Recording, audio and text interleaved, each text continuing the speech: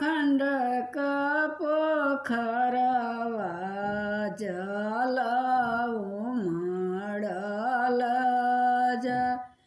जल उमड़ल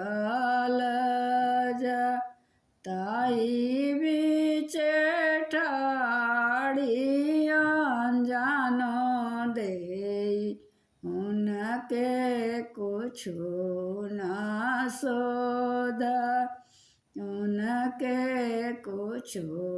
न सोध जिया मोरे रटेला बालक बिना मोहे कुछु न सोध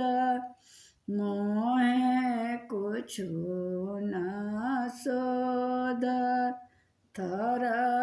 थर कांपेले बदनिया ओठ गइले कुम्हिला ओठ गइले कुम्हिला